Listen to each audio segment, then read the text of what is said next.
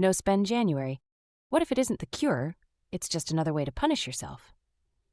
I keep seeing those no spend January and no buy quarter videos, screen recordings of Amazon carts, notes apps, and trackers with text like, "I see you adding to cart.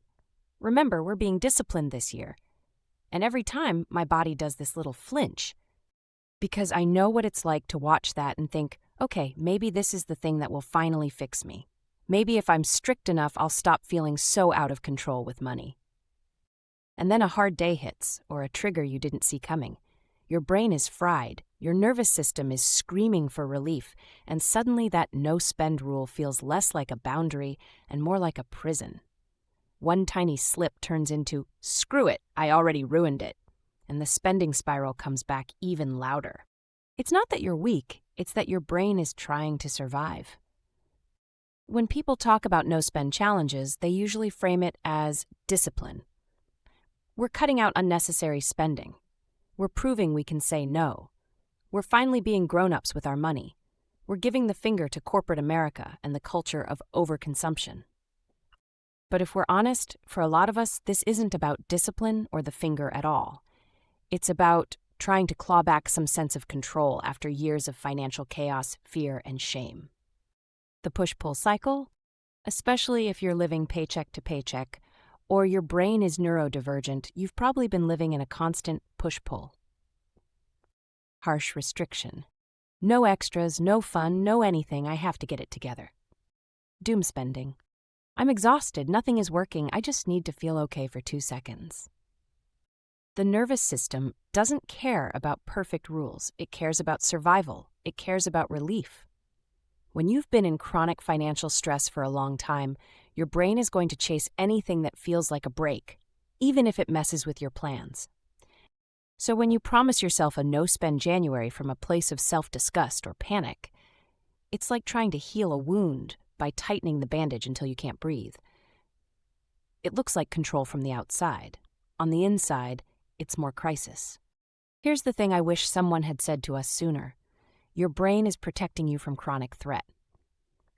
That urge to buy something small when everything feels heavy, that's your body reaching for a tiny hit of safety or comfort.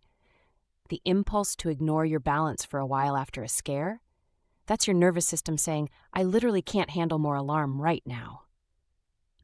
None of that makes you irresponsible. It makes you human in a life that's asking too much of you. How Felice works differently. On payday, Felice quietly takes the grown-up stuff off your plate. You set your fixed expenses once: rent, utilities, minimum payments, anything that has real consequences. And every new paycheck period, Felice automatically reserves those in the background. You never have to subtract bills by hand. You never have to hold your whole month in your head while you're just trying to decide if you can grab lunch. What you see instead is your real-time safe-to-spend amount for this pay period, already accounting for everything that has to be covered before your next paycheck. No-spend challenges say, you're only safe if you buy nothing. Felice says, here's what's safe. You're allowed to use it.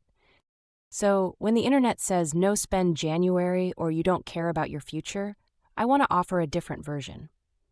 What if this year is not no spend, but no self-abandonment? You don't need a challenge that tells you, don't you dare buy anything that isn't essential. You already know how to starve yourself of joy. You know how to white-knuckle your way through a month with no little comforts and then crash on the other side.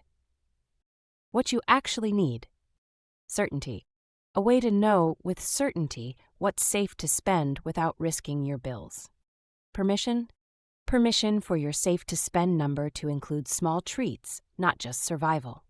Understanding.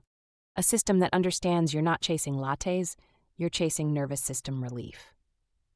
That's why we made Felice the way we did, not as a discipline app, but as a way to be in relationship with your money that doesn't fry your brain. I keep thinking about how so many of us have been taught that the only good financial behavior is to be as small and low maintenance as possible. Don't ask for much. Don't want too much. Don't spend on things that make life feel softer. But if all your money healing plans are built on the idea that there's something wrong with you, that you have to be tougher, stricter, more disciplined just to be worthy of stability, you're still abandoning yourself, just with prettier fonts. No spend can very easily turn into no needs, no comfort, no humanity. Trauma-aware money work asks different questions.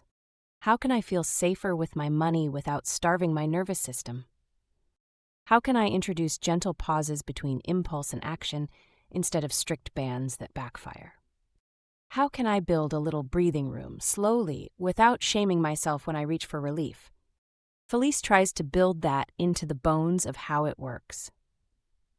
The Can I Buy This feature is a tool that lets you see exactly how a specific purchase will impact your money until your next paycheck. You're not forbidden from buying the thing.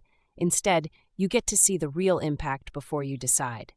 It shows you what your safe-to-spend number will look like after the purchase, giving you the clarity to make a confident decision. This means when you consider a nice-to-have item, you don't have to pretend you don't care about it or feel guilty. Can I Buy This empowers you to make decisions from a place of clarity rather than panic or restriction. It helps you introduce gentle pauses, letting you see the full picture before committing, ensuring your nervous system isn't in a spike when you decide. Not never, just not right this second while everything is on fire. If it's not the best decision right now, add it to your wish list with a 14-day timer that will check in with you later.